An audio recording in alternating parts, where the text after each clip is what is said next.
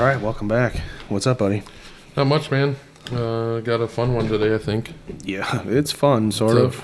A problem with this one is that it's very hot. Yeah, I get where you're going with this, and fuck it. Well, here's the thing. So we're going to talk about the trans stuff going on right now. Neither of us, I think I can fairly say this. No one, like, you can say it, and no one knows, right? So, like, I mean, the people that we work with, most of our followers we know, we're not transphobic. I don't care what you do. Right. Like, at heart, I'm a libertarian. However, they piss me off on a lot of things, like foreign policy, right? Like, you can't be completely out of everything. What? Maybe not say they. I was talking about libertarians. Okay, cool. I get nervous. Oh, sorry. Yeah, no, I was talking about the Libertarian Party. Yeah. Pisses me off on a lot of their stances. Yeah. However, the part of, like, the freedom to do whatever the fuck you want, yeah, I'm all about that. Mm-hmm. I agree. I mean, I'm a faith-based kind of guy, right? And Yeah. I So think am I think a lot of people come at this thing from like they try to implement too much faith into their judgment of the trans community. Mm-hmm. Let those of you without sin cast the first stone. You know what I mean? That type of thing. Well, here's the other thing. I'm also a faith-based guy. Yeah. That doesn't mean you are, right? Like, that Right. doesn't mean everyone else is. Right. Like, my faith, we talked about this a couple times ago. Do not force your religion on me. Mm-hmm. I have the freedom of religion and the freedom from religion. Right. That's the beauty of the Constitution, right? Like you can live however you see fit to live. That's First Amendment inside and out. And my big thing is, like we've talked about in the past, my wife and I had our first when we were teenagers, and we got judged hard. For sure. And when you go through some shit like that, like you'll learn a lot about people, you know, as a whole. But then it also kind of shapes you for like what you're not going to do. You know what I mean? Yeah, for sure. And so I'm not judging anybody from the trans community. Like, if that's what you do, if that's what makes you happy, cool. If you want me to call you ma'am, I'll call you ma'am. That's nothing to me. Yeah, I don't care. I don't care. I don't care. You know what I mean? Like it literally does not affect me at all. Doesn't affect me at all. Like, and I'll tell a story. Like, I was at Walmart. This is a while ago. We have a couple of members of the trans community that work at Walmart as a cashier. Mm-hmm. And they came through, and I said, "Hello, ma'am. How are you?" And we had a conversation. She's ringing me up. Everything's great. And then I'm about to leave, and she thanks me. She's like, "I just want to say thank you." And I'm like, "For what?" And she's like, "For addressing me how I would like to be addressed." And I was like, "Yeah, I mean, I don't care. Like, whatever." Sorry. But I didn't think that it was so important. Like, it was this important. She went on Facebook, because I came home and I told my wife about it. And she went on Facebook and on X and posted her encounter. And it was me. Yeah. And it was like, made her week, made her day, made her, like, that's the stuff she was saying. And like, one encounter by one person not being, you know, forced to call somebody something just because that's what they want. Yeah. And that made all the difference in the world. And my wife kind of laughed. She's like, "I can't believe you of all people would, you know, partake in that." And I'm like, "Well, then you don't know me as well as you think you do." Yeah. Like, I don't care. Yeah, it doesn't matter. Live how you want to live. What, using the pronouns that you want, what does that do for you? Right? Like, what is that? What injury does that cause you? Right. None. Right. Yeah, I don't. So you're treating someone with respect. That's a problem? Right. Seriously? There's a... You make us call Dr. Biden. She's got PhD. She's not saving anybody at a clinic. Right. You know, there's that quote of Whoopi Goldberg said that she was a great doctor and helping all these people, and they're like, they stopped her and they're like, you know, she's got a PhD, right? She doesn't have a clinic. She was talking about her clinic. Mm-hmm. Like, fuck are you talking about? Right. I mean, I can see both sides. Like, that was a weird tangent. There's a lot of people on the conservative side that say if you, and like even like the Jordan Petersons of the world, that if you start changing this language to fit the stuff that's going on, you're creating a bigger problem down the road. Yeah. And I can see both sides, why they feel that way and why the trans community feels the way they do. But like I said, I've been in the side that have been judged. Yeah. And I know what that feels like. Yeah. You know what I mean? Mm-hmm. And I won't do it. I won't play into that. Yeah. Like you can still treat people with respect and not promote it. Right. Like I don't understand how choosing, like if my daughter wants to be called a football, I'm going to call her a football. Right. You know, it doesn't matter. Right. And who am I to judge? Like I'm the most imperfect person. Man, me too. You know what I mean? Like who the hell am I to judge? Yeah. You know what I'm saying? Like for sure. Yeah, that's where I'm at in life, right? Mm-hmm. Like it's not a big deal to me to do these things. It is a big deal to some. I get it. I fall into that faith side of the coin of where I believe like again, let those of you without sin cast the first stone, and also that we're supposed to love our neighbor, right? And well, your neighbor might be trans, so it is what it is. Yeah. That said, there are some things that I vehemently deny. Yep, and this is where we start getting. So you and I are, well, I guess we're not really unique. There's tons of people that have daughters, but where we kind of both line up here is, I mean, we line up on the other thing too. So I don't know what I'm trying to say. Where we have the big problems, right, is when you start affecting our daughters. Right.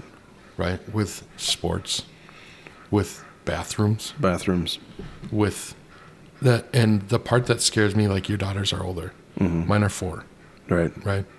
How much further down the road when your daughters are there? Not even that part of it, the school part of it, hiding shit from their parents. Mm-hmm.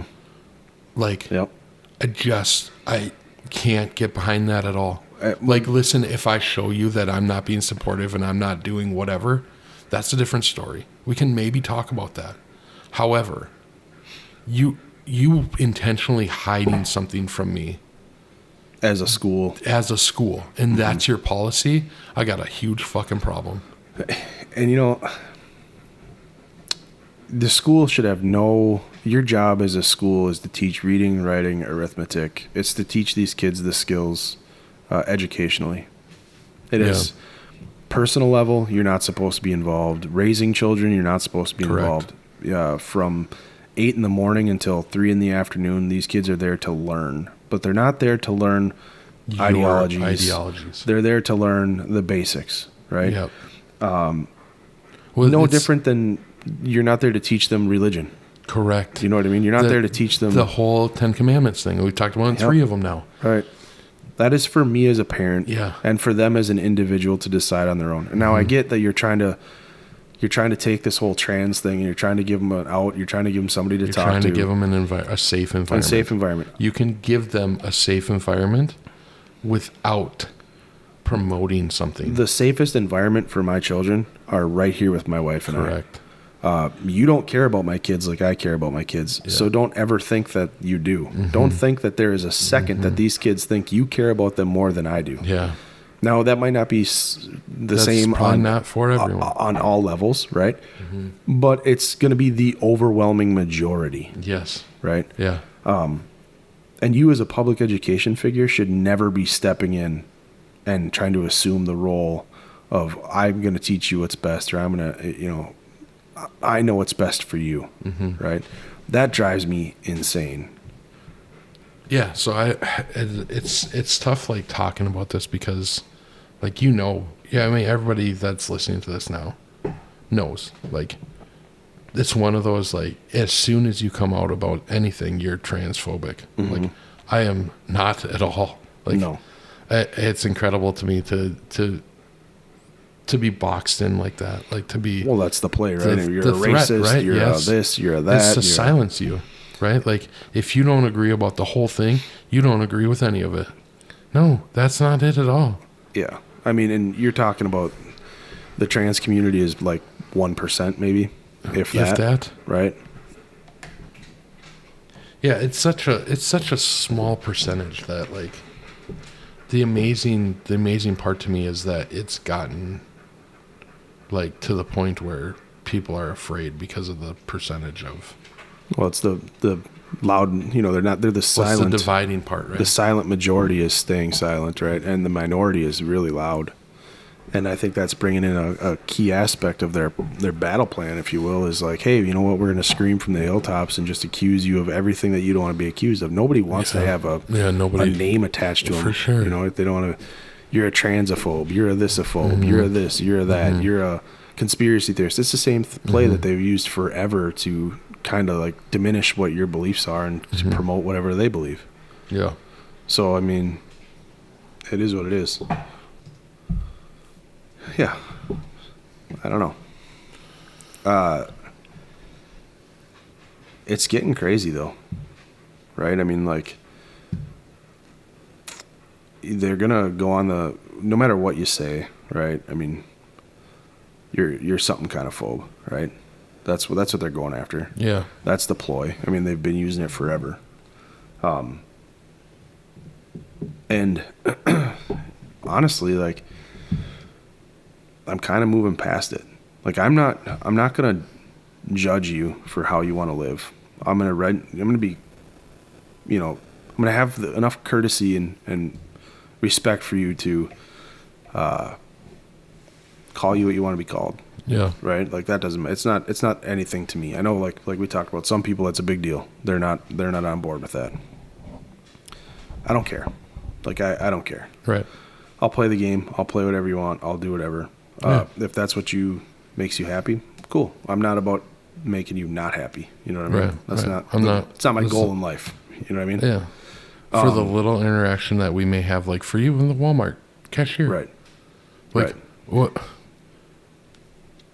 How does that hurt you to say, ma'am? Well, right.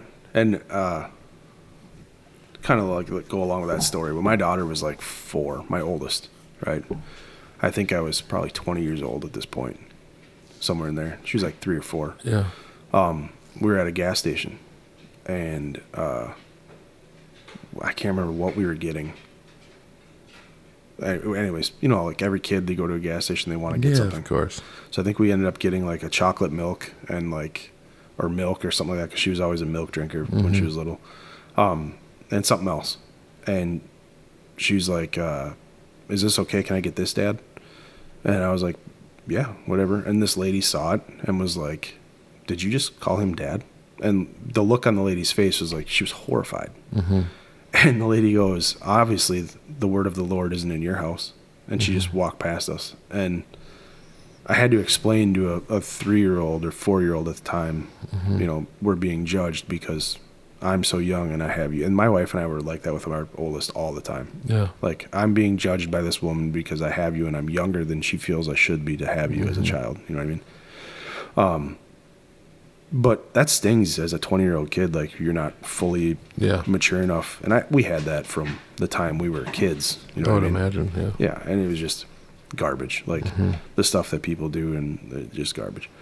I'm not about to do that to anybody in any community. Yeah. You know what I mean? Yeah. I've lived it, so I get a little bit of what you're feeling. Not exactly the same thing, but I get it, right? It's close. It's just the judging part. Right. But we have respect. The respect. I'm going to render you whatever respect I can. Yeah, as long as it doesn't supersede my way of life. Like, I'm not going to change my way of life just so that you can have yours. Correct. You know what I mean? Yeah. But that's not going to be that way for anything. Right. And I think that's where I'm coming at when we talk about this stuff. Yeah.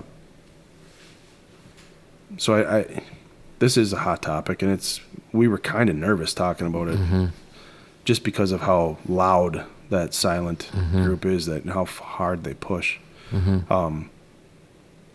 But we do feel a sense of responsibility because we do have kids that are girls, right? Yeah. And it's bullshit. It's bullshit, some of it, that they have to be exposed to some of what they're being exposed to. Yeah. And when you started telling me stories about Riley Gaines and some of the shit that she had with Locker Room and Leah Thomas and stuff, I was like, what? That should never have happened. You know what I mean? that should never have happened. Mm-hmm. And where do you go? Like, there was a story of a guy who followed another guy into a bathroom that went into the girl's bathroom. His daughters were in the bathroom. Dad follows guy in, punches the guy out for going into the bathroom while his daughters were in there. Yeah. Guy was in a dress and had a beard. Mm-hmm. Right? Mm-hmm. Once he punched him out, the dad's like, yeah, I don't care that you identify this way. You obviously don't because you have a beard. Yeah. Right? Yeah. So even in that regard, it's confusing. Because, like, can somebody who wants to stay masculine looking still identify as a female?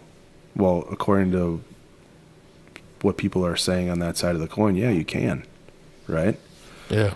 Yeah, have at it, you know, like, but to that dad, you're seeing You're a threat. You're a threat, right? Not because you're trans or whatever. Because you don't know who that person is. Right. And this goes back to like a long time ago. I was driving home from work and it was morning time and there was a radio station on a Sunday. This is probably, I don't know, 8 years ago. And you could call in and talk and express your views. And the host of the radio show and then the guest that was on, the guest was a professor at the University of Minnesota, a trans professor. And it was all about the time of the bathrooms. This is like, you know, when trans bathrooms that was starting to happen. And there was this big fight about no, trans women should not be able to use a girl's bathroom. And I called in, and the first and only time I've ever called into a radio show. And because my drive, obviously, from where we are now to work is a long one. So I have plenty of time to listen to the radio and, you know, whatever. Yeah. So as I called in, I didn't know that they screened your calls. Like, they want to make sure that you're actually listening and you're going to talk about the topic that, you know. And when they screened my calls, they asked me, well, what are you talking about? And I was like, well, I don't understand. I have daughters. I'm trying to figure out, I would like to ask some questions about, you know, this whole trans thing and like, is a security threat. Like, and I kind of explained to them my background and how I think about things. Like, all right, we'll put you through. And it was like another 10 minutes of waiting before I got brought on. And, I actually had made it closer to home than I thought I would during this whole ordeal. So I had to like pull over and park. I parked under a bridge because it was raining and I didn't want there to be like the sound of rain. I parked under this bridge and I waited and I got to talk to him about it. And so the professor's whole spiel, she had just written a book about traveling the world and how different countries handle trans differently and how we are like not as accepting as a lot of other countries, which I'm sure is true. Yeah. But then there's other countries that'll cut your head off if you go there, right? They're probably not. She's probably not talking about the Middle East. She's not traveling to them. Yeah. You know what I mean? She's not going over there.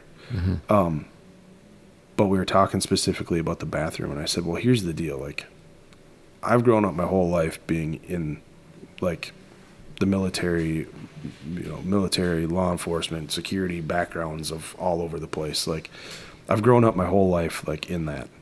And there's the potential for this to be used to gain access to victims.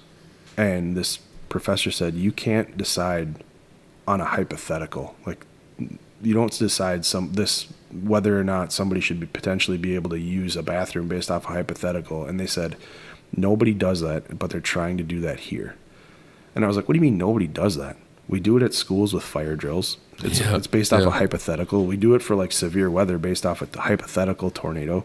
We do it in hospitals for mass casualty events for a hypothetical that there could be a mass. It's called training. You do, absolutely, everybody does this off a hypothetical. I mean, we have a military for a hypothetical of a war, you know, a hypothetical situation of a war with this. We train based off the hypothetical of who the biggest threat is at the time.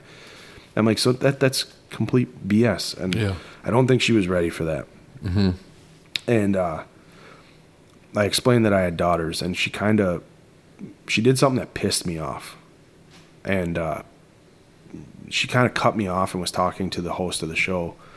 and was saying, well, this is the typical thing that we come across, the typical person we're coming across. They don't understand. They base everything off a hypothetical situation, and they don't bring, anything else into it. And she said, I bet you if I asked this person if they supported abortion, they would say no, that they're, pro-life, not pro-choice. I bet you if I asked this person if they were a Second Amendment, supporter, they would say, yes, I support the Second Amendment. And she went down a list of things. She was right. I was absolutely that person. And I was mad. And so they went on and kind of talked over me for a little bit. The host kept bringing it back and asked me a couple questions. And I was like, I'm trying to figure this out because I'm not exposed to this enough to have an informed opinion. I want to know your side of it, why you feel like it's okay to unilaterally make that decision for my daughters that you should be allowed to have a bathroom based off of who you feel you are, right? And that couldn't be answered. What was being answered was, well, I'm the problem, not trying to come to some middle ground, right? Yeah. So at the end of it, they were just about to let me go, and I was like, okay, well, I need to point out a difference between the two of us, so I'm going to. And I was like, before we go, I have a question, and this was true at the time. I was like, my daughter brought home this cat, and we now have a bunch of kittens, and nobody wants these kittens, and I can't have them. I think I'm going to put them to sleep. I'm going to euthanize them. I'm like, I don't know. Will my daughters hate me for life if I do something like that? And instantly, this professor was like, oh my gosh, you can't do that. That's a life. You can't those are baby kittens. You can't do that. There's so many other options. And I let her go for about 10 seconds. And I was like, well, okay, well, stop. I said, here's the fundamental difference between you and I. I look at human life just like you look at kittens. I said, yeah, I don't agree with abortion, but that's because I render that same opinion for humans that you just rendered for a cat. And I was like, that's the fundamental difference between you and I that we're never going to come to an agreement on. And I said, that is why we're having such a hard time getting to the point, because you just think that I'm wrong, but you are willing to give life to a cat and not a human. Yeah. And it was, okay, thanks for calling, and boop, off I went. Yeah. They ended it quick. Yeah. But I had to point that out, right? Yeah. I had to get that out. Yeah. That has kind of stuck with me as I look at all these situations and these stories, is like, they're not, I don't get looked at, or I don't get taken serious, or you don't get taken serious in terms of how we handle a situation like this. Yeah. And if you base it off of, well, I have daughters, well, you're just looking at a hypothetical situation, and that won't happen, right? Leah Thomas was the first that I can remember where the hypothetical the most public was proven to be true, right? A boy is going to beat a girl in their respective sport. Now, Leah Thomas couldn't even compete against college men. Yeah, she's ranked like, 400 and something? But she's the number one swimmer in the women's class. Now, huge kudos to Riley for her whole life swimming and kicking ass swimming, and being able to compete with a man who's taller than she is, who's stronger than she is, and still ties down to the 100th of a second. Yeah. Ties this individual in that heat, right? And I understand why Riley Gaines is so upset. And a lot of people don't realize what happened in that. They tied. They came to a tie. There was one trophy, right? Now, this woman who has worked her entire life in women's swimming, swims against women her entire life until her senior year of college. They're at the national championship, right? And she's swimming.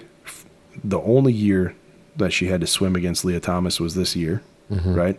Leah Thomas has breezed through to get to that same place to win this championship, and they tie. One trophy, and they give it to Leah Thomas, or they give it to Leah Thomas based off optics. Yeah, finally admitted the optics. She was on Joe Rogan, and she talks about all of it, right? Like the trophy thing. But what I found interesting with her podcast, or with Rogan's podcast with her, she talks about how nobody knew who this Leah Thomas was. Mm-hmm. Like all of a sudden they're looking at rankings and they're like, what's going on? Like nobody knew who this girl was. Right. And then you get to the championship and they're in the same locker room. Mm-hmm. And he's fully nude. She's fully nude. Sorry. Right. She's fully nude and like trying to strike up conversation with them. Like they're all in the same locker room. She's like, what? Why am I being put in this locker room? Right. With this person? Yeah. Now, so here's the thing. Just because Leah Thomas is comfortable enough to hang out her fucking wang in front of these girls and talk up a conversation with these girls doesn't mean these girls are comfortable enough to bear all and talk to Leah. Well, and at this time, like Riley talks about, Leah Thomas at the time was dating women. Mm-hmm. So still attracted to women, and now these women are supposed to get dressed in the locker room with her. Undressed and dressed with her. And being forced to. Yeah. And when they went and asked for separate locker locker rooms, they were denied. Right? Mm-hmm. That to me, like on a parental side of things, that's disgusting. You know what I mean? Like how do you? It's unacceptable. It's unacceptable. No, yeah. I mean, I would never let my daughters be exposed to that. You can bet, and I say this now even still, if you give access to a target of somebody, right? I'm just going to go military. Yeah. If we have a target and we know that we can get access to that target doing XYZ, we're going to use XYZ. If I have to put on a burqa to get closer to a target, I'm putting on a burqa to get closer to a target, right? And that stays in my mind every time my daughters go into a bathroom. I stand next to that bathroom, at least within eyesight of that bathroom. I watch. If a man goes into that bathroom, guess who else is going into that bathroom? Yeah, you are. I am. I'm going to identify as a female for that 35 seconds, and that I'm in there to make sure this person and my daughter come out of that bathroom, that my daughter's safe. Yeah. That's where we're at right now. Yeah. It's a crazy place to be at. Yeah. And that's where we are. People are going to call me crazy. And if I walk into that bathroom and somebody from wherever it is, staff, if somebody comes in here and says, "Sir, what are you doing?" I'm just going to turn around and be like, "Oh, no, ma'am. You call me ma'am. Yeah. Yeah.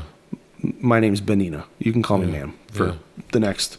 Okay, that's my daughter. She's out. Okay, now you can call me sir." And I'm going to walk back out. Yeah. And what are you going to do? That's where we're at in society. Like, I get that the cashier at Walmart identifies as a woman, and I'm okay, cool. But I still have the obligation to protect my children. You know what I mean? We should never have been put into this situation, but we are. Here we are. You know what I mean? And I'm sure that's going to be like, well, you're profiling. Yeah, and you know what? Profiling works. I hate that. Well, I think there's a big difference between people who are serious about it. Oh, for sure. And people who are not. Yeah, I mean, if you're... I don't think I'd be threatened. Like, we worked with someone. She just left, retired. But no one had a problem with her. No. Or her using the women's whatever. Right, but there's not multiple women in there at once. I think maybe that could have been a problem eventually. Maybe. But it's a single bathroom with a lockable door. But that bathroom wasn't... I mean, that wasn't always there. Listen, There's locker rooms most places. I worked with this person. They had transitioned twice. They transitioned the original time, and then they had transitioned back, and then... So they went to be they felt like they were a woman, transitioned into being a woman, and then transitioned back. And then I was working with this person, myself and some others, doing some more tactical stuff, I guess you'd say, with this individual. And they were going through the transition process the final time, and we caught it. And so I think this individual kind of felt like they owed us an explanation. And I actually was sitting with this individual and had a long conversation with him. And she explained that she had been struggling with this for like her entire life. You know what I mean? And super, super nice person. Like, super nice person. And we talked, and we had an honest conversation. I felt stupid afterwards, but the truth is there. I was like, "Hey, man, listen, you got bigger balls than I do. I mean, to come out and live who you think you have to be, like that takes balls, whether you believe that or not. And after that, we had a really good working relationship where if she knew that I was on site and I was in a certain location, you know, upstairs or downstairs, if I was downstairs, she'd come talk to me and sit with me for like a half hour, and we'd have great conversations about the boundary waters, about camping, about whatever. And we just sit and BS, because I think she was so appreciative that, like, I don't care. Do who you are. And that does take balls to be who you have to be. But also with this individual, we had conversations about the bathrooms, and she agreed with me. Like, we're not there yet. Yeah. You know what I mean? Yeah. Like, they have to figure out a third option. And that was her thought. And I agree. There has to be other options. There can't just be men, women, and nothing in between. If this is the way our society is going, you have to build the in-between. Well, and a lot of places have like the family bathrooms. They do. That are single, that you just lock. Right, and I agree with that. And this almost has to be done with sports. Yeah. You know what I mean?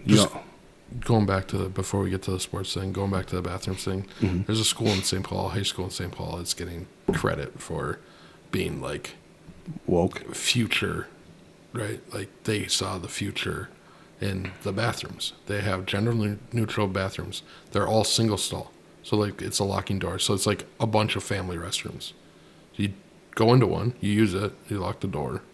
Right? It's a separate bathroom. Okay. So everybody has their separate bathroom. It's like 10 single bathrooms. I agree with that. They did it because of fights a long time ago. But like NPR is using it as like, they saw the future. Like, they could see this coming. I should have seen that with it being St. Paul. It was definitely a safety issue before. Okay. Well, like congregating in bathrooms. Take credit for what you take credit for. But that's what, okay, so maybe that's just what we do. But the whole, like, the again, lie with behind the media, right. You know, like, we're doing this for safety and for people's rights to do whatever they want. No, it was literally for safety, so kids were safe in the bathroom. Right. I mean, that's garbage. The lie, that's always going to be there. Yeah, of course, but that's the they're media. telling you they're manipulating the story to benefit their cause. But that's just what we go to when you build bathrooms. You build like 10 of them. And they're just single occupancy. Like, I know a couple bars that do it. Yeah, I know. So that they don't have to have two long separate lines bathrooms. and long lines in one and not the other. Yeah. And if this is the way our society is going to continue to go, you have to address it so that everybody's okay, not just so that the 1% is recognized. Right. That is the surefire way to lose your argument or lose the support or lose whatever, is when you're, I have to be in here, and if you don't let me in here, you're a transphobe. Yeah. You can come in here, I don't want you in here, and you're going to be sporting a bloody nosophobe. So get the hell out. And that's a lot of how a lot of people think right now. Like, yeah. And really the bathroom issue is like the key ticket going forward, right? Like, you could put out a lot of the fire between sports and the bathrooms if you just figure out bathrooms, locker rooms, like yeah, where they're all together, right?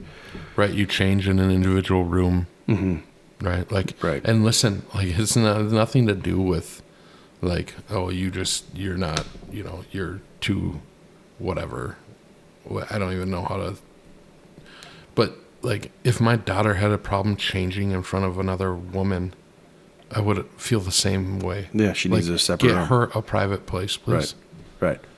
Well, I think everybody goes through that a little bit. Like, I can remember being in gym class in middle school, and we all had 100%. And nobody wanted to. The first time that we had to do that. Right. Nobody wanted to change in front of anybody or shower after gym. And, like, nobody wanted to do that. That's weird. You know what I mean? Yeah. Now throw in there, if you're a female and you throw a boy in the mix. Yeah. Like, that's got to make it 10 times more. And you've got the Title IX change, the rule change that you can't discriminate against somebody for gender identity. They changed it from sex to gender identity, and just completely. I mean, that's getting blocked. I think there's another case that was just cited.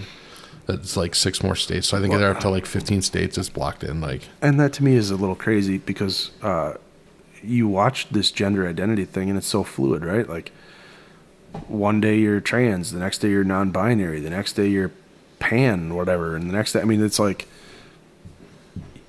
depending on the day of the week, some people are changing who they are or what they want to be identify as. Well, it's not even like a day anymore. Like I remember there's a video, and I know it's not everyone, but there was somebody that was like literally like had different color bracelets on depending on what bracelet she wore. I saw that. Yeah, that's how I want to identify. So when she was doing the video, she was wearing pink, so she wanted to be identified as a girl. Right. But she's like, I could change every hour, right, like to the neutral or to the blue right, to be a boy. Like, right. That's too much. Yeah, how are you? I don't know. I don't want to discredit anyone and their feelings. That feels like an attention grab to me more than anything else. Well, I think that's to me, it's a ploy. Like, you're gonna. This is how I want you to recognize me, and I'm showing you how I want to be recognized. I don't know if it's a ploy. I don't know. Like, I hate discrediting. Like, if that's truly how you feel, right? Fine, but honestly, it feels disingenuous. Well, here's the deal. If it is kind of, I'm not going to say it is disingenuous. I'm going to say something that's probably controversial. But if in your head, at 8 o'clock in the morning, you're a girl. At 9 o'clock in the morning, you're a boy. At 10 o'clock in the morning, you don't know. At 11 o'clock in the morning, you like something else. And at noon, you're back to being a girl. That's a mental disorder. Right. So at that point, we have to maybe possibly think about other options. And if you keep throwing that out there, like, you know what I mean? Like, that's not normal. Yeah. That's not normal. Look at society as a whole, and you show me anywhere else in society as a whole, worldwide, where that's happening with the majority of society. It's not. Well, I think it's interesting. Like, I've got this soundbite from this Doctors Protecting Children thing, and we'll play it here in a little bit. But it's interesting to see, like, everyone kind of cites, like, well, Europe's way ahead of us. Yeah, they are. And they're also now banning a lot of stuff. The puberty blockers, the transgender surgeries, because they see they just had a huge case come out, or a huge case study come out that's like, this is not okay anymore. Like, this is doing more harm. And honestly, you're doing it in the name of like activism. You're not doing it in the name of science. You know what I mean? Well, I think some people, well, it certainly isn't about science, right? Because people relate gender and sex differently. Like, and gender's not a thing. Gender's the thing we made up. There's biological sex, right? You're male or female. Right. Biologically. The rest of it's like, whatever you want. I mean, I don't even know all the names anymore. There's so many. But to get away from the biological, every part of your body is based off of and it'll talk about it in this clips. I don't want to get into it because I'll screw it up because I'm not a doctor. It's going to shock a lot of people, but, yeah, I struggle with the whole thing. The puberty blockers that they honestly, like, I don't understand what these groups, even like the AMA and like allowing this stuff to go on when, you know, like saying like, oh, they're reversible. They're not. No, they're not. Yeah. They're not. And that's what they're dealing with in Europe right now. That's what people who are detransitioning are dealing with now. This was a permanent choice that you let somebody make at 5. Right. I mean, to me, that's the big thing. Like, you don't know what you want to be or who you are until you're in your mid-20s. Yeah, that's you know what I mean? I can't remember what article that was in, but that was like, there's a study about it. When I think like, back you're not of like true. Yeah, you haven't figured life out yet. I mean, even in your 40s, you haven't figured out life completely. Right, but what they're saying is like, when people get into their 20s, that's when people are starting to detransition. Because because they realize like, and that's true, because like, you don't know. I would say once I came out of the military, I was 27-ish, 28-ish, somewhere in there. Once I came out of the military, then I finally understood kind of, okay, this is the person I am. I get it. You know what I mean? I think that's probably ballpark. People aren't comfortable being who they are until somewhere around that time point, in their life. And then you go through your 30s wearing, basically leaning on who you are. And then I think by the time you are somewhere in the 50s or 60s, you're like, man, I don't give a fuck what anybody thinks about people or what you think who I am. I am who I am. And you're sold on it. And then you kind of, like when you get in your latter years, like our parents, you're just set in your ways. Yeah. You know what I mean? And there's no changing it. Mm-hmm. So to give these kids puberty blockers at like 8 or 9 or 10, I have a nephew who liked pink. Yeah. As a 4-year-old. Yeah. Why? Because pink is a cool color. When you're little and you see it, you're like, oh, that's cool. I like pink. I like red. I like blue. But because he likes pink, I mean, should his parents have taken him and been like, oh, you're a girl. You're playing with a baby doll. Well, all my cousins are girls. So if I'm around them, of course I'm playing with a baby doll. Does it make me a girl? No. But now parents themselves in this, like, they want this race to be woke and accepted and like progressive and forward thinking. I want to show that I'm progressive. And they're doing their own virtual signaling at the expense of their kids. They're like, okay, well, do you want to be called a girl's name? Wouldn't it be nice? Like, through your delusion, you're convincing your child. My dad said something to me once. I was like 16 at the time, and it had to do with like religion. And I just lost it on my dad because as a Catholic, as a kid, like I'm no longer Catholic. I will never, no offense to you and any other Catholic out there, but I'll never subscribe to that based off of my personal experience that I went through with having a kid at 16. My dad said, well, religion's one of those things where if it's not for you, you don't follow it. And if it is for you, you do follow it. He said, it's a choice you have to make. I'm not going to pressure you one way or another. When you're ready to look at the numbers and look at things behind religion, go ahead and do it. I'm not going to force you to do anything you don't want to do. And I said, okay, thanks. And I think I was probably about 23. So from 16 to 23, I was like, atheist. It doesn't exist. Yeah. It's a crutch. Whatever. And then at 23, I started looking at things and I was just like, wow. It just opened up my eyes. That's kind of what you should be doing with kids with growing up as a kid. We do that without even telling our kids this, right? Like 100%. You're going to be who you're going to be. Yeah. And as a parent, I'm just going to love you no matter what. Like if my kids are part of the LGBTQ community, it's not going to matter to me one bit. Not at all. It's not going to change any feelings that my wife or I have for them or their siblings have for them. It doesn't matter. But as a parent, I'm not going to step in and be like, you should be a lesbian. And I see you like girls. Like, and I'm not going to do that. Like, it is for you to decide. Just like my dad was like, religion is for you to decide. You figure it out on your own. And when you're ready, come back. We'll have conversations about it. But now we're seeing people stepping in, whether it's teachers or parents or members of the community are stepping in and being like, I see that you think this way. Maybe you should think a little. Has anybody ever told you or talked to you about this? Is there anybody here in kindergarten, our kindergarten class, that's trans? Here, let me explain to you what trans is. And then maybe some kids like, I think I'm trans. Oh, good. Let's explore that. Let's this. You're 5. You're 5, right? Yeah. My 4-year-old thinks she's a cat. Right. Is she going to be a cat when she grows up? No. Well, there's some schools around here that have litter boxes in the bathrooms. Listen. So, I mean, we're not off the scale. I'm just saying, hey, listen, there's 2 out here that are trying to be very woke and progressive, and they have litter boxes in the bathroom. So the students that identify as kittens can use a bathroom. What I'm saying is when she grows up, she's not going to think she's a cat. Hopefully. But she does now. You know what? Like, she meows. That's kind of cute, though. Yeah, she crawls around and she's like, hits you with her head. It does like the whole like rubbing on your leg. Well, because she loves our cat, right? She wants to be the cat.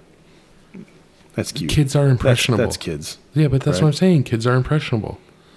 Like, what? How could you possibly take anything that a 5-year-old says and is like, oh, I really think that they want to change who they are as an identity? Right. Or feed into it, right? So you and your wife aren't going to bring a litter box home and be like, okay, here, this is We where already you have one. If she starts using it, we'll talk. We have a cat, so there's one there. That's funny. Just at what level? I just don't know how this ever became a thing where this was acceptable. Listen, I don't. Not for kids. Not in schools. Kids are off limits. Not in. Yeah.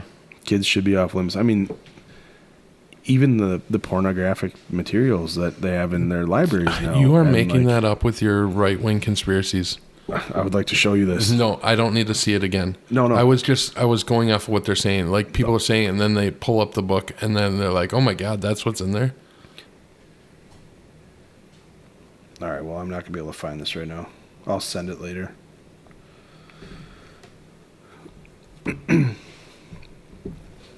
Anyways, we had pictures in this book that were, even though I can't find it, that were pretty graphic in terms of like two guys getting down with each other and a guy and a girl getting down with each other, basically teaching you how to have sex. That should never be in a elementary school. No, not at all. It should never be in, I mean, unless it's like a sexual education book in a high school. But I never had that. You know what I mean? Yeah. So I don't think any of us ever had that kind of. Well, I went to Catholic school. I went to public school, and even so then we really didn't have it. Yeah, I mean, I didn't have any of that. We had an anatomy class, but yeah, you were separated, boys and girls. Yeah, and we watched videos of childbirth and stuff like that, and we had to do that in our religion class too. That was terrible. By the time that had come around, it was a little late for me, but whatever. Yeah, you'd just gone through it. Mm-hmm.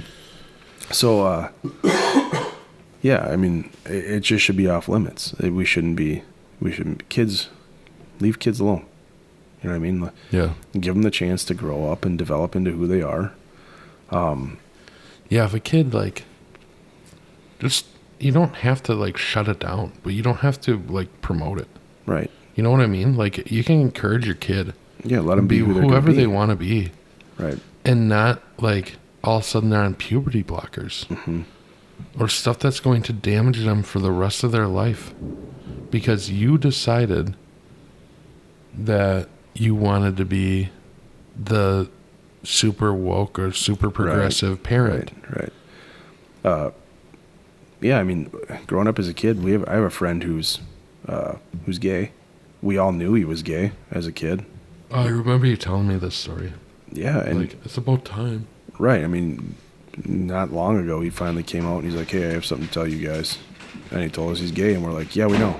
And he's like, "Well, how did you know?" We're like, "Well, when we were all 12 or 13 and one of our buddies had nudie mags, and we were all like, oh my gosh." You were like, "Nah, I'm not interested." Yeah. You know, and it was that way. First sign. It was our way our entire lives, and we didn't care. No, of course you were still friends. We're still friends. Who cares? We didn't care. It wasn't whatever. I mean, this is a lifelong friend that I'll have forever, you know? Mm-hmm. And he's like, well, thanks, guys. Remember, and one of our other buddies when we were kids used to try to, I know you're gay, dude. Just say it. Just say it. And he'd be like, I am not. You just went shopping with 5 girls and they told you, it was that whole ordeal. Yeah, and none of us wanted to go shopping. And they're like, who wants to go shopping? He's like, I do. Yeah, me. And then at first I was like, he's a genius. He's trying to get around these girls. And then it was, no, he's not. Whatever. Mm-hmm. But I don't know. Still, his parents, to their credit, I think they knew. Sure. You know what I mean? Even when he was a kid. And well, they never. I mean, as a parent, I know I've not gone through it, but you've got to be able to tell. Oh, I'm sure. You know what I mean? I can tell. You probably have your suspicions, you know, and you can think, but they didn't judge him or dissuade him from being who he is. It was always a lot of support, and he had his friends who were always very supportive and whatever. And that's insane. Mm-hmm. You know, I mean, no, but I'm looking back now, if people had jumped on the bandwagon and pushed him to be that way, that was his decision. That's who he is. You know what I mean? Mm-hmm. Nobody coerced him to be or feel the way he feels. That was all him. Nobody went the other way with it either, and like, you know, shoved him into the closet and been like, no, you're staying here. You're Right. not allowed to come out. And I think that's where a lot of self-loathing and self-hatred comes out of, you know, like when you have that kind of crap happen. But very successful individual, great person. Like, he's a great dude. And it's just, it was a natural thing for him, right? That's what we need. We need people to be able to be left alone to be who they are and support them when they need support. Yeah, let them grow into who they are. Correct. And yeah, I mean that's it, right? That's how I'm handling my kids. They're going to be who they want to be, and my job is just to keep the ship between the shores. Yeah, the part that I don't understand is the kids going through the puberty blockers and the whatever. And I don't know. I'll play this clip here from the Doctors Protecting Children, and one of the groups just came out and was against, like, then they based it off of the CAS study in England and other European nations that have now gone back on where they were. Okay, hit it. Despite recent revelations from the leaked WPATH files and the recent release of the final report from the CAS review, these medical organizations have not changed course.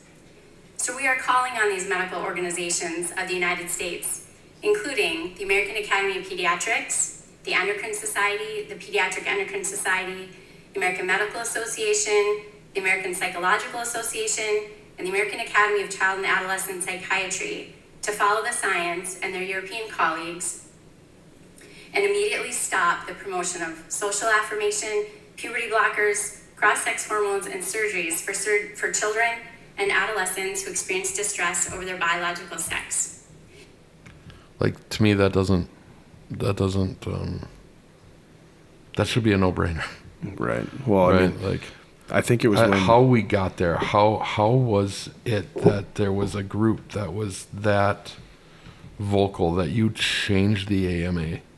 well, the American Psychological Association changed it from sexual identity crisis to what Gender it is now, identity gender crisis. identity. It's not even a mental disorder now. Whereas before they were treating it as it was a mental disorder. Right. So this next one talks about that. There's another one that's just as quick, I think. Well, a little longer. Psychiatric evaluation and care is paramount and necessary because gender confusion is not a biological issue, it is a psychological one. After implementing GAT, various countries have realized GAT not only ignores the underlying psychological issues, but it also inflicts a host of new ones. Sadly, these problems are compounded by the psychological and physical damage the social, chemical, and surgical transitioning causes. England, Finland, Denmark, and Sweden are reversing their GAT positions and advocating for the more successful standard of care, which is psychiatric evaluation and treatment. As a healthcare professional, I'm saddened by the ongoing suffering caused by GAT. I desire for all children to find healing. Please join us in stopping the belief in absurd GAT policies and malpractice, and let's get back to gender confusion treatment standards based on sound science, common sense, and the truth, so we can protect kids from atrocities inflicted on their mind, body, and spirit.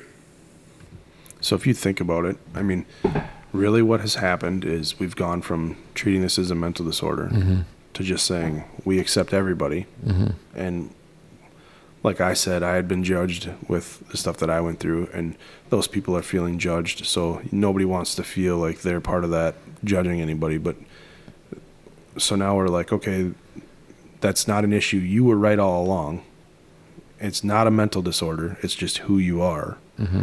And we're going to help with gender affirming care and transitioning, right? Yeah. And now everything has come full circle back in the European areas that, okay, well, we were wrong. It is a mental disorder and needs to be treated as such because we're seeing ramifications from getting involved at our level, and we're not doing more good, we're doing less good because now they're dealing with issues of going through the transition and they still have these same mental issues, mental disorders, right? And I don't think that fits for everybody. You know what I mean? Like, it's individual. It's got to be person to person. Certainly kids don't, you're not able to tell if a kid is a boy or a girl at 3 years old, Right. or how they feel or what they want to be. That's I don't ridiculous. know, mine have always wanted to be princesses, Pretty simple. except for the one that wants to be a cat. Right. Princess cat. Princess, you could be a princess cat. You could be a cat named Princess. Don't give her ideas. She's not listening. No, that's true. Neither is my wife. So we're safe. Yeah. She told me it was because I swear too much on here. I said, I swear the same amount at home. Ooh. And she goes, that's true. Well, I'm just not going to listen. Yeah. Don't worry about it. All right, sorry. It's amazing that we're just. I think you and I are probably symptoms of like society's will to just go along. I mean, I'm not going to judge these people on based on who they want to live or be. Well, I think that has more to do with our religious upbringing. Treating others how you want to be treated. Just treat people respectfully. Right. Let those without Like, sin cast the again, first stone. I'm really, to me, I'm kind of struggling with it. Like, because even the individual that we work with who transitioned, remember they sent out an email to everybody explaining why they were transitioning, and they talked about Oh, I wasn't there for that, but Oh, yeah, well. I've heard about it. they talked about being diagnosed with sexual identity crisis, and they went over that multiple times and talked repeatedly about it. You know, when he was transitioning to be who she is now, he put out an email explaining all of it. And I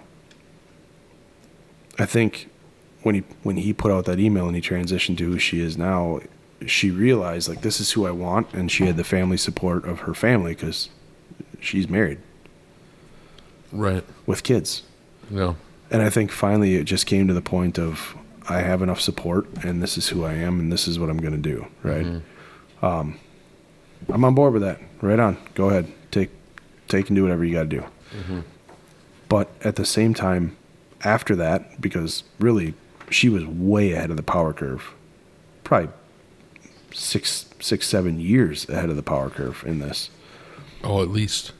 right? Maybe 10. At least 10, because I've been there 11 years. And Yeah, okay, so it's 10 to 12 years ahead of the power curve. And and after that, 10 years later, they changed the definition. It's no longer a medical disorder. It's no longer a mental disorder. It's biology. It's who you are. There's no gender. Yeah. You know what I mean? And if you say that, some of the things, like, I've seen the videos, like, can a man menstruate? Well, some men can. What do you mean some men can menstruate? Yeah. Well, gender's just a construct of man, of humans. We've made it. Okay, can a biological male menstruate? Well, some can. Like, wait, now you're saying biology, and I mean, you've seen the videos, and it's just like it's crazy, Yeah. and we can't. You can't placate it, Right. right? You can be respectful of somebody who wants to live a certain way because that's who they are, and at the same time still be like, no, we're not going to change everything in the world to match this and we're not going to support this, and we're not going to do this because it's just not true. It's not true. And there will be, I'm probably going to get crucified for this, but there are some that fall on that side of the coin that are just doing it because it's a cool thing to do. It's the rebel thing to do right now. Right? Like the girl who had the bracelets. Yeah. That it's just because you're trying to fight the fight. It has nothing to do with how you feel or who you are. You're just not true. Yeah. Yeah. And that's a problem too, because we're allowing that to take place, and really they're kind of hijacking the movement. Well, not only that, but they're hurting the people that really do suffer from the identity issue. Yeah. And there was an individual on a podcast from the LGBT community. It was a gay person, and he said that for decades they fought the fight for gay people, and in the course of like a blink of an eye, all of a sudden the trans community has taken over the entire movement. And he said, I don't agree with this. I don't want to be lumped into this. And you listen to him talk about the stuff he has gone through and he's in his 60s. Yeah. And you listen to him from the ground up. He's gone through right? some shit. I mean, he's been there. And you listen to him say, like, I fought all this way to be recognized finally for gay marriage, and then to have within 10 years it hijacked, and all of a sudden you have all this stuff going on. He's like, I can't agree with it. Yeah. And I think you're starting to see, you said it in one of the podcasts, you're starting to see a lot of members of the LGBTQ community come out and be like, no, I'm pushing over here to the conservative side. I can't do this. I'm not going to be identified as this. It's gone too far. And well, you see a lot of that with like so it was just Pride Month, right? Like a lot of the Pride celebrations where parades and stuff were taken over by kink. Yeah, kink. That's like, what it is. That's It's a kink. It's a kink They fest. have completely lost what it started as.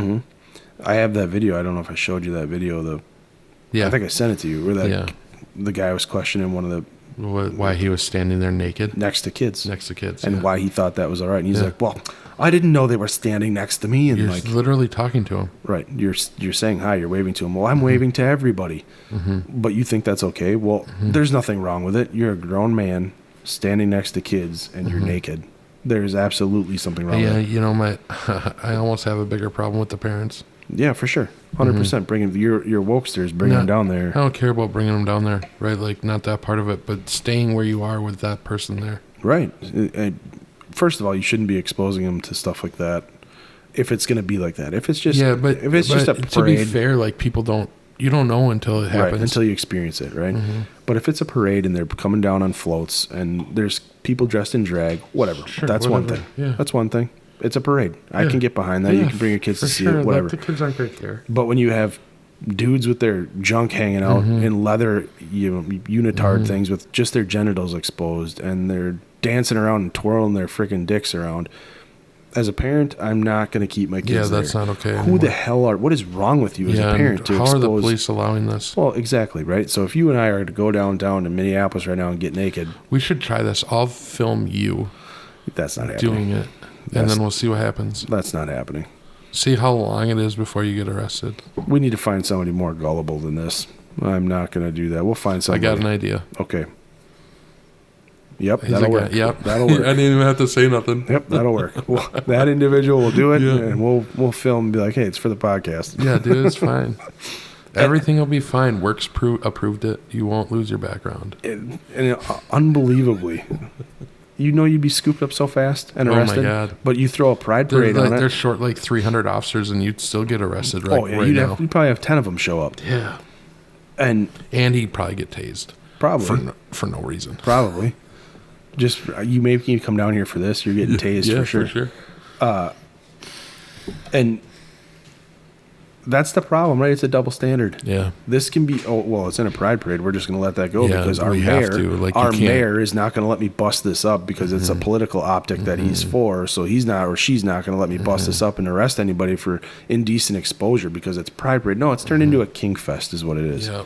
It's disgusting. Like Yeah. you can't, that's all But you're doing. Going back to like the original like people that started the movement, like they're upset about it, like you were talking about. But it's not just like the one guy. Oh, you found one guy. No, there's a ton. Right. And they're starting to get out there and being like, this is not okay. This Right. is not what we were fighting for. Right.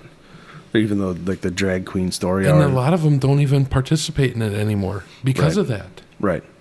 Well, and then you have like the drag queen story hour thing where they're like exposing kids to drag queens and taking them to God, drag don't even shows. Get me started on that. Every But one of those parents should be investigated. There's a lot of drag queens that are coming out saying, "Why are kids here? Yeah, there should it's not a be sexual thing. There should not be kids here." And that again, parents, if you're taking your kids to these drag queen things, that's because you're fucked up. Yeah, you need to get your help. shit figured out. You need help because your kids aren't like they didn't wake up and go, "I can't wait to go see these drag queens." Yeah. These dudes with them And the dresses fact that that are you think it's okay. right. And again, there's nothing wrong with being a drag queen if that's your thing. Nope, we don't kink shame, remember? We don't. I don't care. That's your thing. Go ahead. Yeah, I don't care. Just not around kids. Funny. This is a really funny story, side story. Yeah, that's fine. So I was probably like 13, 14 years old. And if my sisters ever hear this, they're going to die laughing because they can remember this. My dad, Vietnam vet, about as, by today's standards, as toxic masculine as you can come. Yeah, for sure. Right? Yeah.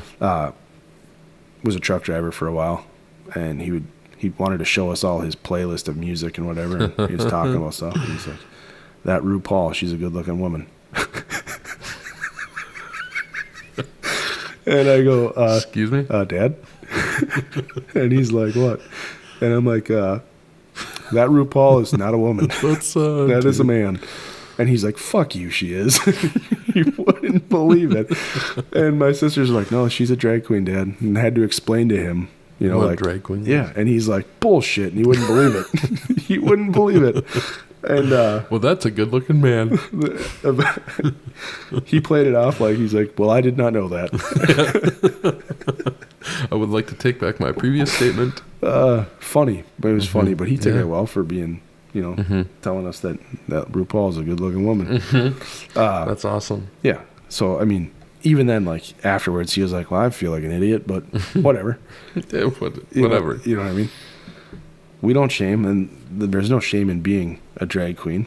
Not at all. But we have to be honest about what this is. If you're a drag queen and you think like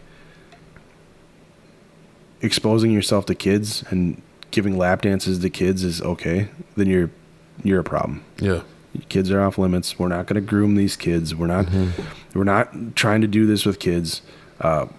We already have enough problems. Obviously, we covered in the previous podcast trafficking taking place in the United States on the southern border. We have so many problems. We have billionaires that are the Epsteins of the world that are taking advantage of kids and trafficking kids sexually. We don't need you as a drag queen. Hip-hop stars. Yep. We don't need you as a drag queen to jump in on the mix and think that this is the moment where you're going to make equality for all and we're going to do it at the expense of kids. We don't need more of this shit. We need less. Yeah. So we at some point we have to stop it. Yeah. And how do you do that while still maintaining the dignity and the respect of others who fall into this category, like we were talking about with our former coworker? I'm not sure. I'm not sure how you do it. It's a decision. It's a political decision. It's a psychological decision. Like this is bigger than us. And go ahead. I do know as a group, a functioning group of a society, at some point we have to just come back to what reality is, right? Kids, like the television show, kids say the darndest things, right? They do the darndest things. They're going to sometimes pretend to be girls at 2 or 3 years old, 4 years old. They're going to sometimes play with dolls between 2 and 3 and 4 and 5 years old. They're going to like the color pink if you're a boy at 2, 3, 4, 5 years old because it's just a fucking color to them color. At that stage. Yeah. It means nothing. It's just something they think looks nice. It has nothing to do with them as a person. It doesn't mean they're gay. It doesn't mean they're a girl. It doesn't mean they want to be a girl. Yeah, you start putting in what those colors mean. You are the one that's building your child's thoughts. Yeah. Right?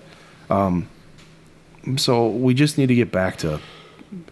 And you know what they're going to say. Well, this is the typical ploy of the conservative. They want things to be back where it was before. No, I don't want things to be back where it was before. Because I don't think that helps anyone.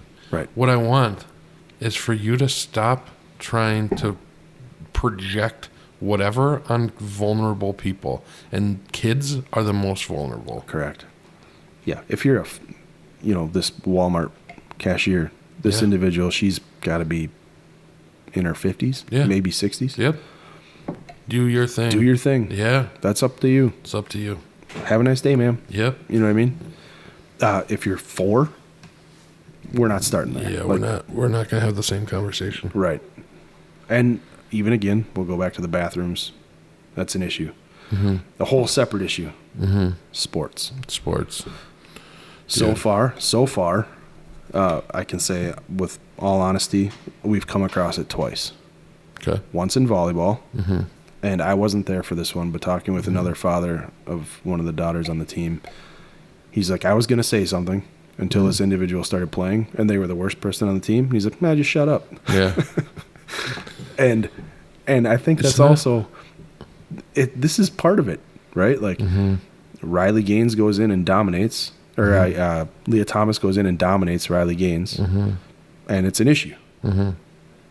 This other individual at this was in 7th grade.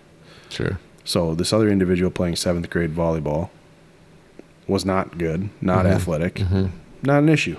Well, but it still should be, Should be because it's not about winning or losing. or them being good or not. It's about the difference in the strength and the ability. And that was seen in that video where that girl gets knocked out by the boy spiking the ball in volleyball. She gets knocked out. She gets knocked out, right? And that eventually, this is what I was going to say after.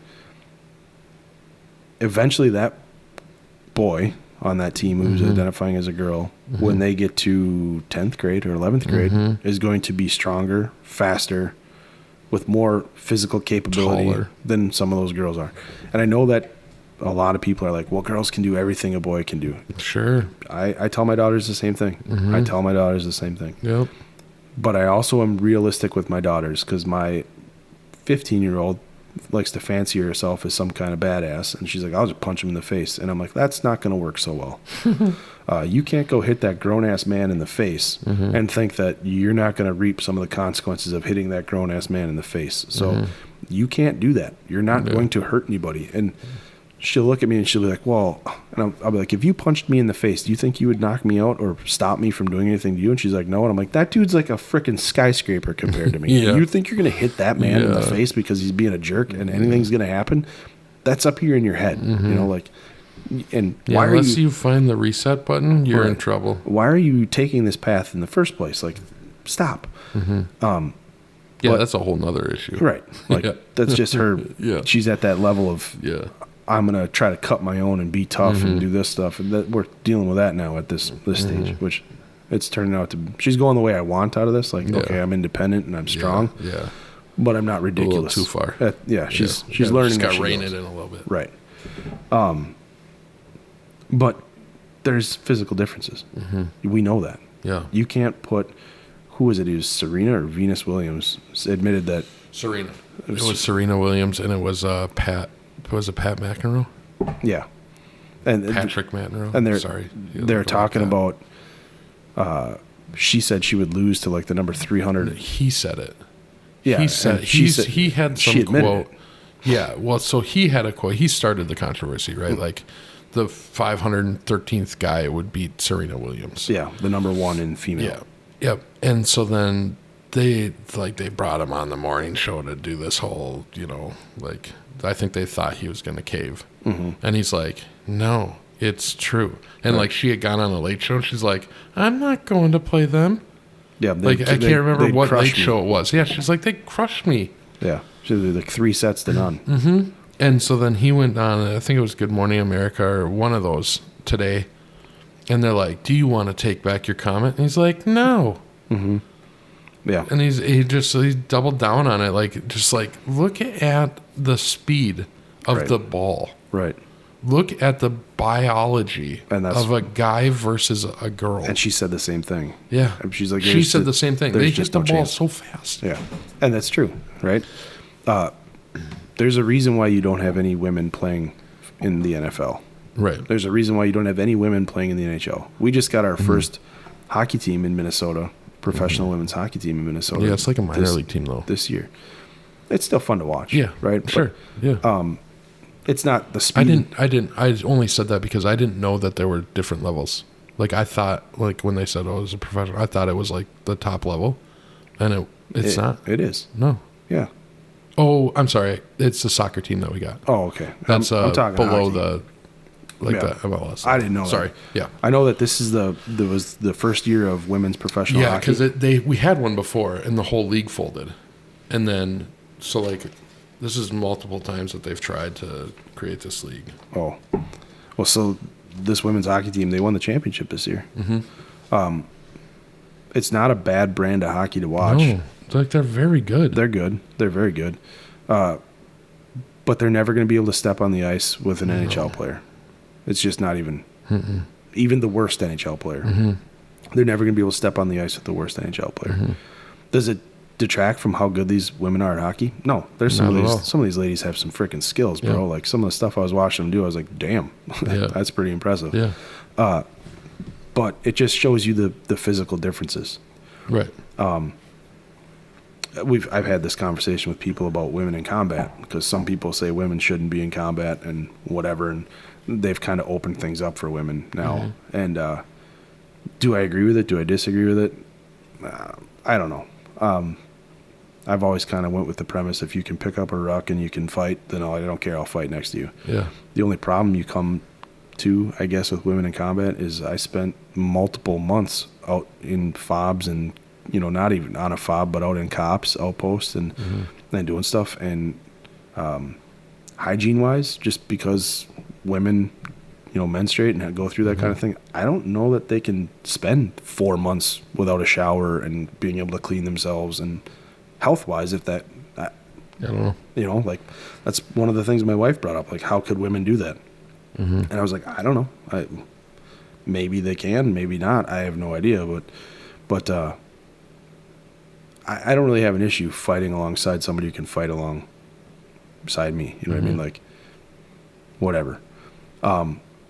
Physically, they're just not physically capable to do all the physical stuff that we can. There's no way that a 120-pound woman is dragging a 300-pound man as far as a 190-pound man can drag a 300-pound man. You know what I mean? It's just, it's not the same. And that has to be realized. So when you go and look at Leah Thomas and Riley Gaines, like I was saying, all the kudos to Riley that you can give her, because it was a dead heat. It was a dead tie. heat. It was an exact tie. But it's still garbage. They should never be put in that situation. For sure. If you think about how much women have had to fight to get what they have, this is a losing proposition. And here's why I think it's a losing proposition. At the end of the day, like whether it's the WNBA, which is finally profitable or starting to come out. Are they profitable? I'm going to use that loosely. Okay. Yeah, I don't think we'll ever really know. They're having more. They're getting more views. The Caitlin Clark and thing. Angel Reese, like that. This drama is like, yes, it's a storyline that it's the Larry Bird. I can't tell you how many WNBA games my wife has watched. She hates basketball. Yeah. Like, she doesn't watch any basketball. And this is exactly what the league needed. She picks NCAA tournaments off of the mascots. Hey, more power to you. Whatever. She hasn't won yet, but maybe. Probably not. Yeah. This whole ordeal that we're seeing, like, with these leagues that are out there, if they're a business and you're in it to make money, whether it's hockey or soccer or football or whatever it's going to be, whatever league you're going to make, at the end of the day, it's a business, right? Like these teams, like whether it's the NHL, they have a market and they're trying to fit into this market, and they're not there to lose money. They are here to make money. Yeah. So if part of your business model is to put a team on the ice or put a team on the field that is going to get you to the Super Bowl or get you to the Stanley Cup or get you to the World Series, whatever it might be, right? That's going to make more money for you, right? A winning team makes more money. Very rarely do you see anybody walking around wearing the baseball cap of the last place team in the major league, or the worst NFL team, or the worst hockey team. You're not seeing it, right? It's a market. You're trying to have success, and that gets you more followers, more fans, more everything, and then you sell more in revenue. You make more. You make more in the sale of your apparel and revenue, right? What's going to end up happening is, to put a winning team on the field or a winning team on the court, you're going to get some trans guys on the team. Yeah. And then once the trans guys get on the team, are they going to dominate? Well, physically, so from what we've seen so far, is they seem to be doing a better job in a lot of these than women. Yeah. If that's the case, everything you fought for women to have sports, for women, I mean, because there didn't used to be a hockey team. This is the first year it was just men. There didn't used to be women's soccer team. It was just men. There didn't used to be women's basketball teams. It was just men. They had to fight to get teams in college. They got them in college. They had to fight to get them after college at the professional level. And now here we are. And now we're getting to the point of where a Riley Gaines type individual, it has to fight in college against a Leah Thomas. And if there's a professional level afterwards for swimming, it's got to be what, the Olympics? So now are we like, how far are we from the Olympics allowing trans women to compete against women? They're not. They're not yet. Well, no, they just came out, so they just ruled. Okay.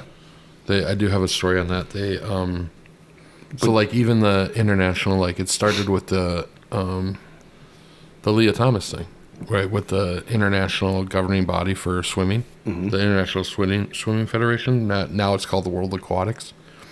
But they came out and they banned all athletes that have past puberty before transitioning from high-level female competition.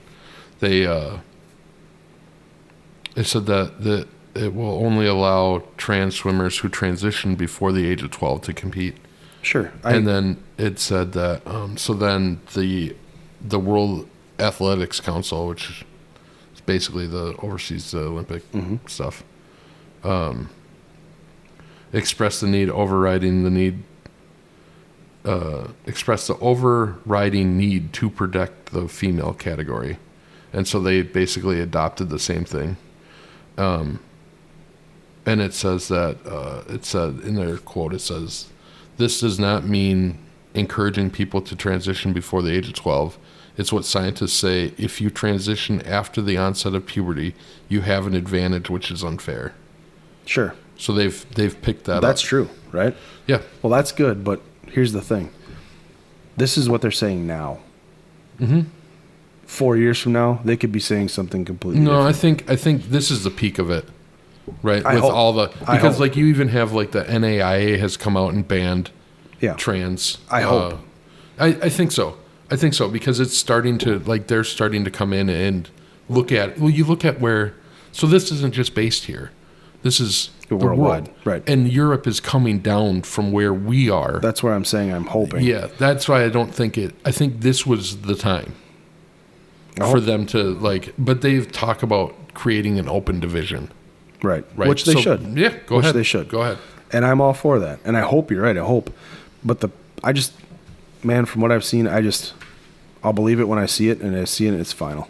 You know what I mean? I'll believe it when we have 10 years of, okay, we're going back to some normalcy, and we've opened up this open division for people who identify a certain way. You know what I mean? Yeah, we just need the NCAA to get there because the NAIA did it, but that's not gonna. Is there anybody competing, like, in sports other than, like, swimming or... I mean, is there any men playing in the women's NCAA soccer teams or on their softball teams? I'm sure there are, but it's not gonna be. Not as broadcast, huh? Not until there's some sort of an issue. Like, 'Cause we're starting to see, one of like- the stories I have here is that volleyball player we were talking about that got injured. The Dem lawmakers that were saying that, like, this does no harm to anyone, letting Right. them play. She's like, I don't know. I just got back from my second doctor's appointment today, Yeah. and this happened to me over a year ago. Right. Like, and that Jerry Nadler said that men don't play in women's sports, so this isn't an issue. Like, oh, really? Right, but is he talking about, like, the woke version of men? Well, this was a couple years ago, so it's not like Right, he's just out of it. He has no idea what he's talking about. Well, no, it was just like, this is all just a giant conspiracy. Right. You know, like, this is just their talking points. Like, Right. men don't play in women's sports. Why would they do that? Well, okay, Leah Thomas did. Right. The high school kid that Broke the track record. broke the track record. And then there's 2 track records set in the same day, and they took 1 and 2 in state. Yeah. At that state. And Yeah. they're both boys that are playing it or running as girls. The basket. There's a article here about. We have an article about the basketball. They had to call the game at halftime because 4 people got hurt by one trans athlete. female. Yeah. They actually walked And off it wasn't the court. even. Yeah, They it wasn't walked even off. like they were trying to hurt them. No, it's just that It's you're just stronger. more physical. We're stronger Yeah. and you're more physical. Yeah, and I think it was one of the girls was hurt because they went for a ball together. It was a and jump ball. He ripped the ball He out took of- his elbows. He did what you're supposed to do. But guess what? Yeah. I mean, that's just what's going to happen. Yeah. What I did find, we should have pulled this story out. This is kind of a funny one. There was a weightlifting championship, and I have it. Do you have it? Yeah. The trans female who set a record, and then this guy shows up who's like one of the world's strongmen. Yeah, so what happened was, if you guys don't know this, there was a trans, Yes. in Canada, there was a trans athlete who, so in Canada, you just like walk in and say what you are. Yeah. And you just go and compete. So this person came in and said she's going to participate as female, and she broke the world record, and she like crushed the world record for female. So it could never be reset. No, yeah, it was basically never going to be broken. So then this guy who is, he was like, for 10 years, he was the coach of the Canadian weightlifting team. And he came in, he walked in because their policies are so lax. Like, there's nothing. You just say, like, yep, I'm competing as a female. So it says the story is like bearded person walks in and Bearded man enters women's weightlifting competition. He absolutely destroys this world record from this lady, this trans athlete. Yeah. Like, and she was a volunteer at the event watching it. Yeah, and was mad. And like, oh yeah, she was super mad. And like to the point where like she is not good enough to get there. And no woman will ever break this record because he's the peak. This he's a is strong the man. guy that's in charge of your Olympic weightlifting team. Right. So he went in, said, yep, I'm doing this. He did it. He broke the record, set it to a point where no one will break it. And then basically said, well, I didn't want her to have the record. These policies are basically like just completely. They're garbage. They're garbage. Why should this individual? You have no. It could be anyone. He's like, whatever. I'm training, right? Like there is no limits at all on anything. Yeah. No testosterone levels, all that. Yeah. Like a woman goes and takes testosterone and then competes, you're cheating. Right. And I remember, I'm going to try to find her quote because the previous record holder. I don't know if those are all blank now. Was a biological man. Oh, maybe not. Oh, here it is. I got surgery. I can prove without any doubt whatsoever that I've gone through every step, which means whatever governing body decides to make decisions, I will pass that test.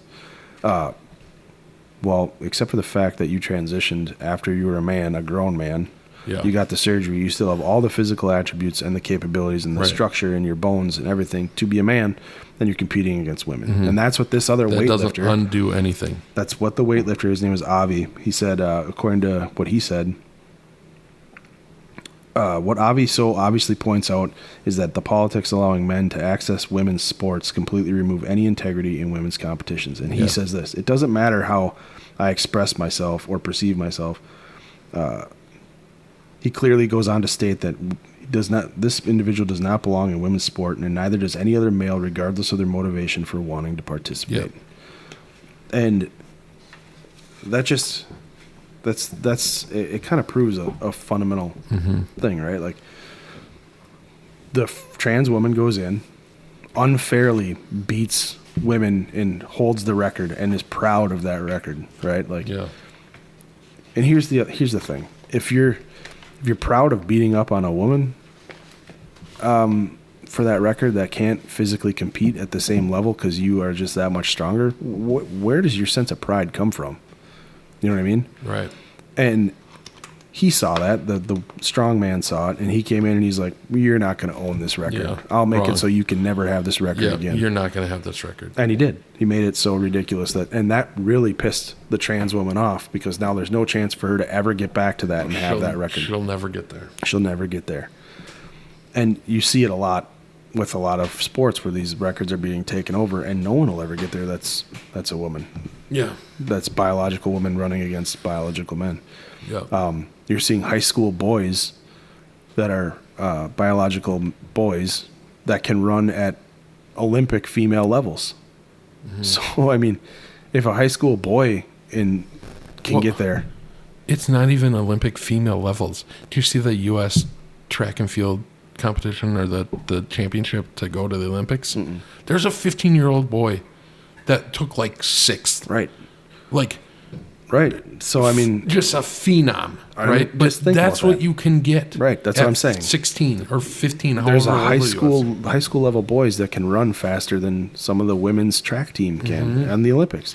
Some of the men's, Right. right? Right. Like, So, I mean, if you're going to have some of these kids transition, you're going to just usher women out of the sport. It's not fair Yes, for women at yes, that point. yeah. The same thing with combat sports. I'm a big fan of boxing. I'm a big fan of the UFC.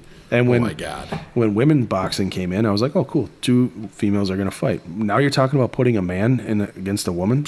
You can't. That's not a good idea. No. That's Someone's not a gonna good die. idea. Someone is going to get hurt, seriously hurt. Yeah, right? someone's going to die. You just can't do it. On the side note, there's some videos that are kind of funny coming out of like Russian fight circles where they're putting like 4 women in against 1 guy. Oh yeah, and it's not It's a guy not- that's in shape at all. It's not going well. And these women should be able to beat this this guy looks like he's sucking down about 50 burgers a day. Yeah, And he just crushes these Yeah, girls. yes. Because all it takes is 1 punch. yeah. You're physically different. And that has to be, we got to stop. We have to stop. We have to stop. And like I said, you and I are different in this. We have it coming from a different argument. We have daughters, Yeah, and we do not want them to come across this and have the competition not be fair. It's not fair. like it's not even just about the competition being fair. Like, of course, that's a big thing. My biggest thing is the safety of them. Right. Right. Yeah, Like, right. someone's going to get killed in one of these sports. Right. Because of something that happens. And then what? Yeah. What takes place after that? Well, honestly, like if it happens right now, it'll be just washed away. Yes. It's a tragic It'd event. be something else. CNN will not cover it. MSNBC will never No, cover it. None of the left will cover it. The Fox good news News is will you cover have it. Twitter or Yeah. X. Fox News will cover it for a week, and then you'll have people on X bringing it up. I'm sure Joe Scarborough will talk about it. Yeah, I'm sure. I'm sure he will. I'm gonna bring him up in every episode. I forgot last one. Sorry. He's our guy. He's your guy. He's our guy. He's your buddy. Yep. But yes, you're right. It'll never be discussed. It'll scumbag. never be anything like that. Yeah. No, I mean, we have to figure it out. Society's going to have to figure this one out. Yeah. It sounds like in Europe it's getting figured out, and they're starting to realize, because that doesn't happen just by politicians figuring it out. That's not where that started. It had to start at the ground level in society, and they're like, this is not right. My kid committed suicide, whatever. Like a 4-year study that they did. And that's like the Candace Owen things. You've heard her say multiple times. The suicide rate of trans people usually is after they've transitioned. After they've transitioned. Right. It's not. Yeah. It's not before. One of the articles I had sent you last night when I sent you kind of the outline was about transitioning people and this, how they feel kind of vindicated by, because they're attacked. Like, oh, you're not, whatever. You're just a propaganda for the right You're a wing. shill. Yeah. Yeah. And they feel vindicated by that Cass study out of England. Like, this is what we're trying to tell you. Right. One, everyone that's told you that the puberty blockers are reversible is lying. Right. And every one of the doctors that has done that should lose their license. Yeah. I mean, It completely fucks with destroys your body. with your natural process of your body. I mean, from that point on, the fertility issues that you have in the future your because hormones of it are just I mean, could that lead to thyroid problems? Can it lead yeah. to other That's the things? other thing. It leads to cancer. Right. So I mean, it's going to lead to other things down the road. Well, And- just like a lot of the connections with birth control and breast cancer. Like Well- the longer you're on it, the more likely anything that you do when that you're adding something to your body right. is going to cause a problem. Right. And I looked at this thing from the beginning. I've said this a lot in the past. This trans stuff with the puberty blockers, it's the COVID vaccine. You don't know what's going to come of it. You Right. have no idea. There's Yeah. no body. There's no study that tells you 10 years, 20 years, 30 years down the road because you just did this 4 years ago. Yeah. Why are we experimenting on kids? Yeah. Off fucking limits. They're off limits. Stop it. Well, that's what this. Stop it. That's what that recommended. One of the big recommendations out of that was that you have got to study this. Right. You have to. Like, you can't just, you have to stop. You can't just until there's a study off a political ideology, off a political agenda, off your own, warped sense of being. You cannot use children as a freaking, guinea pig. You can't do this. This is an experimental thing going on, and you're doing it to kids who have no want to do this on their own. And even if they tell you they want to be a girl at 4 years old, they don't fucking want to be a girl at 4 years old if they're a boy. They don't know what the fuck they want. They're kids. Your kid wants to be a cat. She'd pretend to be a cat. My kids said all sorts of crazy stuff as when they were little. All sorts. Because it's play to them. Yeah. In fairness, she also wants to be a unicorn. What's better, a cat or unicorn? Unicorn, obviously, hands down. Yeah, yeah. There's cats everywhere. You ever seen a unicorn? No. No, you'd be pretty epic if you. Yeah. Off but limits. That's it. Off limits. Yes, bro. man. Like, off limits. Just let them be kids and play. Let them. And if you're one of the parents that's like, oh, I'm taking my kids to this pride parade, that's a kink fest. I'm taking my kids to this drag queen show, that's a kink fest. I'm taking my kids. You're fucking crazy. Yeah, you're crazy. Yeah, you should. You're a problem. You should get a visit. Right. And we haven't gotten there yet. Nobody's strong enough to actually tell the truth or to come out and have the balls to say it. And again, for the 10th time, it has nothing to do with how people want to identify. I don't care anything about that. I don't care either. Do what you want to do. After you're mature enough to make that decision, you go right ahead and make that decision. I will call you ma'am. I don't care. Yep. Kids are off fucking limits. And it needs to stay that way. Yep. Agreed. Right on. Well, what do you think? I don't know. We'll probably get in trouble for this one, but that's all right. I don't care. No, I don't really care either because it needs to be said. And somebody needs to start speaking up about it. I think, and people are. No, I think a lot more than that. Here's what helps: the study out of the UK that finally came out, and is now like you saw that doctor group now coming out and saying like this is what we've been saying for years. Right. No one will listen to us. Now there's a study that was done by the government, right, or at least like encouraged by the government. Yeah, this is not attack against trans people. No, it's not saying that you shouldn't be allowed to be. You do whatever you want to do. Do what you want to do. Leave the kids alone. Leave the kids alone. This is all about kids. Like, you got to leave them out of this. And it's not even, honestly, like, it's not even the trans people, right? It's parents. Like, just dial it down. Let your kids be your kids.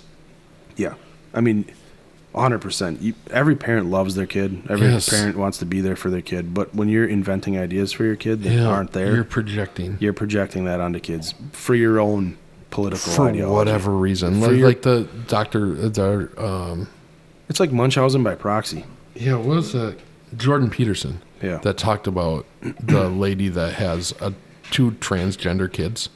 And he said the odds of that are just... Yeah, 2 trans kids and a pansexual kid, and the odds of that are impossible. Yeah, he said the odds of you being a narcissist are better. Way better, yeah. And there's truth to that, yeah. Or I didn't say narcissist. I don't remember what he said. But that it was her doing it. Yeah, it's essentially there's her being the one that's pushing it is... And that's true. And all these celebrities that their kids are all... Yeah, trans. You've seen that where so and so's kid is a boy, but is a girl and whatever. Yeah, and the odds of that I mean, that dressing many, them. Well, they did it instantly, right? Like, but again, oh, really? A baby told you that they were? Again, this is like you're starting to see. Like I said, there's a portion of it. There's a portion of the trans community that actually are going through that some real things. That real thing, right? Yeah. And 100% on board. You do. I'll support you. There's a portion of the community that's doing it to virtue signal. There's a portion that's doing it because it's the cool thing to do, right? And the community's getting bigger because of that. Yeah. But if you're doing it because it's the cool thing to do, that's not helping anybody. Right. Because you're eventually going to leave it. Yeah, not only that, but once that is established, that's what you're doing, like whatever. All credibility's lost. Yeah, you hurt everyone else that's actually going through some issues. The people that are doing it to virtue signal so they can be looked at better. Maybe some of your celebrities with kids in this regard, right? Because if you really think that you'd have that many celebrities that have kids that are trans in the trans community that are young kids. They're not all of them are old. Yep, for sure. That's you. That's a problem. Yeah. Because kids are off limits and they should be off limits, although Hollywood historically hasn't done real great with kids being off limits. No. Maybe we should cover that at some point too. We should. Yeah. So We'll do that when we do the Epstein list when it comes out. yeah. So that's never going to happen. And then you go to the left of that to the people who actually are in the community that are trying to be who they feel they should be. More power to you. That's who you are. But you're not being helped by anybody on the other side. Yeah. And I'm going to take it back to our previous coworker. She did a really good job of explaining that. Like, this is me. This is who I am. I've battled this my entire life. Very open about it and like Very open. willing to talk to everybody. Right. And not judge. Like we literally like, I don't know. I've never been around it, you know? Mm-hmm. Yeah. I don't know. It was a really eye-opening experience for me, and I learned a lot. Yeah, so for sure. I appreciate that. Yeah. But at some point, you have to, as a society, you have to figure out the limits. And it seems like for most people, it's locker rooms, bathrooms, sports, the fair play and the safety aspect, and then as kids, going after kids and putting this stuff in their schools, and as schools trying to hide it from parents and the permanent stuff, right? Like the hormone blockers, the surgery, stuff like that. Yep. And then your education system trying to tell your kid who they are. That's about everything. And hide it from you. Right? That's about everything. It's not your job. It's my job as a parent. And for you to think that my kids are safer with you than they are with me is laughable at best. Yeah. And your UK study proves it at this point. For sure. I don't know. It's a lot of work we have to do, and it's a short period of time. And hopefully we're starting to get some sort of common sense to come back to this country and figure stuff out and turn it around and get it to where it needs to go. There's hope. We're probably going to get in trouble for this podcast. We're probably going to get in trouble everywhere for this podcast, but yeah, this might be how we expand our reach. Maybe. I mean, we're probably get in trouble for this, but you know what? It doesn't even matter anymore because nothing we said was out of line. Yeah. Nothing we said wasn't. Yeah, I don't know. It is what it is. It is what it is at this point. We're putting this one out there, and whatever happens, happens. Zero fucks. Yeah. It has to happen, and it has to be done right, and it has to be. It has to be. It's just two people with their First Amendment right. Yeah. So. For sure. Yeah, and I'm gonna stay in my lane and I'm still not gonna care if you're trans. I'm still gonna be kind to you. I will still support you. Yep, but at the same time, I have to support my kids too. So that's where it's at. Yep. I don't know, man. What do you think? I don't know. I think that's it. We're gonna call this one. Yep. All right, everybody. Well, thanks for hanging along and listening through the podcast. I know we got a lot of people that are closer to us that's listening now, and they're in on it. Yeah. Which is good. Yep. Send us your thoughts if you have thoughts or you have stories or anything like that. Yeah, there's a post on Facebook. You can send us stories that you want us to look at. And, we're trying to make this thing a little bit better, going a little bit farther. And what started out as just two guys trying to vent because we're frustrated with everything, it's still that. Yeah. Obviously, it's always going to be that. Couple followers now. Yep. And we're trying to just kind of, I don't know, this is kind of like a hobby. It's an outlet. It's an outlet. That's what it is. It's an outlet. Which is good, as long as we don't get ourselves in too much trouble. No, whatever. Like you said, we have a First Amendment right. We haven't attacked anyone except for Hillary. Have we attacked Hillary? We keep talking about getting suicided by her. And Scarborough. We haven't really attacked him, though. We've just literally played his stupid comments. Yeah. Yeah. You attacked him. You said you wanted to punch him. Yeah. Yeah, I guess you did attack him. That's okay. I mean that in like the metaphorical. He's a public figure. You can sense. say a lot more than against regular people. I don't know. I just know that he's disingenuous and he's part of the problem. Yeah, correct. And we got to get away from it. We got to stop. But yeah, thanks for hanging along with us. Yep. Give your spiel. Check us out on our website, bluecollartakes.com. We're on Facebook, Instagram, Truth. We're on X. And then, obviously, Spotify is the only place you can get this. So please share it. Tell your friends. Tell people that you think would like it. Share our social media sites too. Yeah. Let's spread the word. Let's turn this into something. Yeah. I agree. Thanks for hanging with us, and we'll catch you on the next one. See ya.